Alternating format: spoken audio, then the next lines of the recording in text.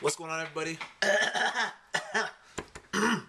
It's your boy Tactics, and a lot of you have been complaining about how I don't do the long vlogs anymore. And to be honest, I don't really have a whole lot to say lately. I've just been really busy, just trying to grind as much as possible, and trying to get this YouTube thing going on and shit and whatnot, and continue making good content for you guys, or at least trying to make good content for you guys. But anyway, that's neither here nor there. As requested, I'm going to just talk to you guys. Let's rap.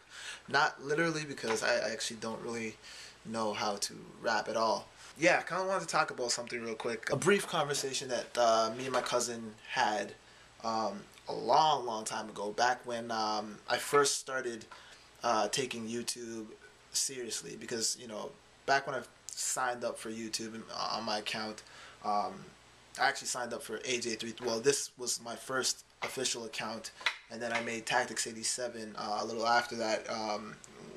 Basically, when I started doing the dancing thing real heavy, and I just started putting all my dance videos up on there. So I wasn't really focused on YouTube to that degree in terms of like getting subscribers, and I didn't really care about subscribers back in the day, because I was just trying to show off my dancing ability and my dance crew and all that stuff. It wasn't until I was introduced to Timothy De La Ghetto's videos by my ex-girlfriend, and then I started watching his stuff, and he was really hilarious and everything. So I subscribed to him, started watching him and like what he was doing and whatnot, and you know, that's part of what kind of sparked my interest to start taking YouTube a lot more serious. And then I started getting put on to a lot more other people who have been doing this YouTube thing, like Alpha Cat and iJustine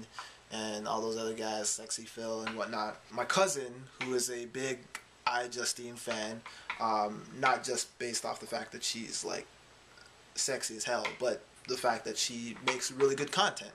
And plus, you know, he's a Mac lover, she's a Mac lover, all that shit. When I started doing these videos more frequently, as you know, me, Iceman, and Renegade at the time, we started Real Talk Gurus. The name pretty much spoke for itself. It was real talk, no holds barred, no censorship or anything. Whatever you wrote in, whatever kind of question you had, we kind of just freestyled it. We didn't premeditate anything. We just kind of was like, this is what we advise you to do, or this is the advice that we have for you, and that was it. It was no censorship or anything. We were allowed to, like, we swore, we talked vulgar, at times we were very crass. Obviously not really a PG-13 kind of web show. In fact, I didn't really know what my target audience was at that time. I mean, a lot of people who wrote in the beginning when we first started Real Talk, I had no idea. They never disclosed any information about their age or anything like that, so I had no idea how old my viewers were at the time. Yeah, I remember, you know, my cousin, he kind of started becoming more of a fan of my stuff. You know, he would give me criticism here and there, you know, like he's kind of like a brother to me, so I mean, he pretty much tells me like it is. He tells it like it is, basically. Like, he's not going to sugarcoat anything with me or whatever. So if something's shit, then he'll tell me that it's shit. So yeah, me and him are having a conversation about Real Talk, and he brings up IJ, and he pretty much was saying to me that, you know, he likes the show a lot, right? Because it's three friends getting together, giving advice, talking about relationship type shit. But he had some complaints. I mean, my cousin's not a stickler for like vulgarity or anything like that, because I mean, he swears too and all that shit. You know, he's not as bad as me, but I mean, he drops a couple F-bombs every now and then, so he's no saint. But in terms of, like, you know, publicity, you know, like, he kind of was like advising that I kind of tone down the swearing and the explicit content and whatnot. Because it's like, yeah, he was basically saying, you know, like, the reason why your viewership is so low is because, you know, your subject matter is not, your subject matter kind of caters to an older market. But, you know, a majority of people who use YouTube on a consistent basis are a younger audience, which is why IJ is so popular, because their stuff is marketable, it's family oriented, and you know it's not crude in any way. At that point, when he had told me this, I was already like maybe 10 or 12 episodes in. You know what I mean? So we had, by this point we had already like established a pretty solid following, because before I started, I started off with before I got partnership, I started off with some like 720 subscribers, and when we started doing the real talk stuff, it bumped up exponentially to about maybe close to 2,000 around this whole conversation with my cousin and I. And so it was a little bit discouraging, because, you know, it was like, yeah, you know, I could see that I wasn't really getting the views that I wanted, and I didn't really know, I wasn't really knowledgeable about YouTube at the time. So a lot of what he was saying was kind of like, you know, filtering into my mind, and I was like second guessing my motives and everything, because I was just like, oh shit, like I probably should have censored some of my stuff. And I didn't really take the criticism too well, and I found myself always comparing my content to iJustine or people who had family-oriented content, and were getting so many views and stuff.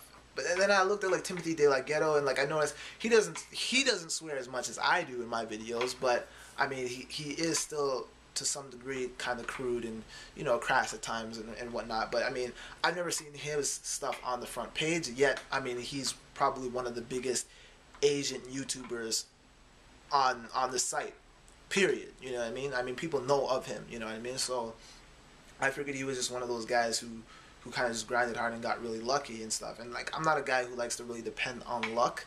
I mean, if I have luck, great. I mean, I'll embrace it. But I mean, I believe in just good, solid work ethic and just, you know, trying to better myself and everything like that. But today, actually, that being November 11th, 2011, although when I post this, that date will be long gone. But I was talking to my boy from from my job, from my work. I told him that situation, like the conversation that I had, because I mean, Ty, you know, he's an avid YouTube watcher. I mean, he watches YouTube stuff all the time. In comparison to IJ, yes, she has a vast majority of people watching her videos. She's talking about like Apple products or video games, and she does vlogs about her life and her travels and stuff like that. So I mean, that's Fisher Price shit, right? And no offense to Justine at all. I mean, her videos are great.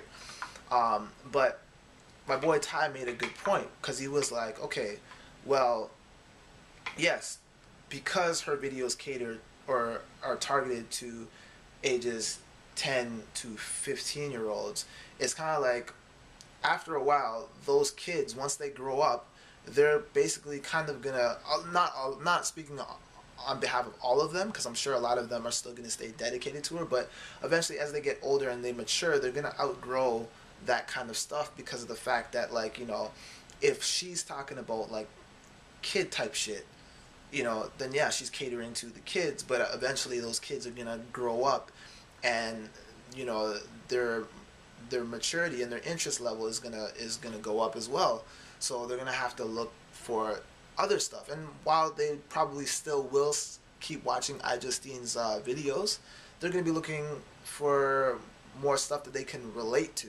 The kind of videos that we do, yeah, we swear, we're very crude, and you know, sometimes we act really silly, and we talk about, you know, mature, explicit content. Yes, we're not necessarily targeting a younger audience, but that's because we're not talking about like kid shit. We're talking about, like, you know, relationship stuff that teenagers and adolescents go through, you know what I mean? And from the time that you're in high school, like the target audience for high school kids onward, whatever it is that any of us are talking about, whether it be Tim, myself, Shane Dawson, whoever else is out there, Ricky Shucks, you know, that stuff is going to continue to be relevant to these people the older they get. Well, I mean, up to a certain point. I mean, once they get married and all that stuff. But I mean, I guess because they're kind of, the thing is, it's going to be because I'm kind of growing with my audience in a sense. I mean, I'm not in high school or anything, but I'm still young enough to be able to relate to high schoolers, right? Because I'm only 24, right? So I can somewhat still relate, and I have recollection of what it was like to be in high school, and I'm familiar with the kind of issues that high schoolers deal with. So it's kind of like I'm kind of growing with my audience, and as I grow, they're growing with me. So whatever it is I'm talking about shit based off of experience that I'm going through. So it's like, you know, my audience is also experiencing that too, or are at that age where they would naturally be experiencing that kind of stuff. So it's like I'm always going to maintain that relationship with those people and that audience, you know what I mean? So it's kind of like if they do get bored of me, it's because they just moved on to something else, but it's not because they outgrew me, you know what I mean? It's probably just because, okay, yeah, I've seen tactics way too many times, I'm kind of bored of this guy, so I'm gonna move on to something else, you know what I mean? But it's not going to be because, okay, now I'm older and, you know, whatever it is that you're talking about doesn't really apply to me anymore, so I'm going to move on. It's not like that. So when Ty broke it down to me like that, it was kind of a little bit more reassuring, because I was like, okay, well, yeah, that makes sense. You know, people our age, you know, they don't have time to sit around a computer all day and, like, you know, watch YouTube videos for hours on end, right? Because, I mean, we got shit to do. We got fucking to do. We got work to do. You know, we got to make movements, right? But kids, you know, they got all the time in the world. They don't got to worry about paying bills or anything like that. Any kind of grown up shit. They're just, you know, sitting at home watching, you know, kid shit. You know, so they have all the time in the world to be sitting around and watching all that shit. So there's a bigger audience in terms of kids compared to teenagers and adolescents on YouTube. So that was really reassuring. I also watched a documentary. Eddie Murphy was actually on Inside the Actors Studio, which is a good show for any of you guys who don't watch it. You can watch a whole bunch of them on YouTube, but it's basically they do interviews with stars and like get a more in-depth look into their personal life. But anyway, I was watching Eddie Murphy's interview, and at one point in the interview, he was talking about how when he first started out, when he was just starting up and he was young in the comedy scene, he was opening for Rodney Dangerfield, and I'm not really familiar with Rodney Dangerfield's comedy stand-up, but I guess apparently, according to the story, he's not one of those, like, he's not a vulgar comedian by any means, apparently. Obviously, for those of you guys who are familiar with Eddie Murphy, he's very vulgar and he talks about a lot of, you know, crude shit. So he's, you know, this is like 15-year-old kid, Eddie Murphy, you know, he's doing his set and he's like swearing, you know, saying nigga this, fuck that, ass this, bullshit, all this kind of stuff, right? And then Rodney Dangerfield pulled him aside and was just like, yo, kid, you know, you shouldn't be swearing like that, you know what I mean? Like, that's not good, you know? And Eddie Murphy was saying how it kind of fucked with him, because he was like, you know, he thought like he was killing it, right? Like, he thought like, you know, he was gonna do his set and then Rodney was gonna like just like embrace him and just like be like, oh yeah, you were amazing. But, you know, the criticism kind of got to him, kind of like how my cousin's criticism kind of got to me, and it kind of discouraged him a little bit. But, you know, he kept at it. He continued his act the same way. He didn't really change the vulgarity of it. He just continued doing his thing. A couple years later, him and Rodney were doing a show alongside each other, and I think Eddie Murphy went on first and, you know, did his thing, and then Rodney Dangerfield did his thing, and then Eddie Murphy was in the bathroom and Rodney Dangerfield came in and then, you know, saw Eddie Murphy there, and like he's like, you know, like at this point where they were, like it was only like the top comedians that were like allowed to perform at this venue, and Eddie Murphy was one of them.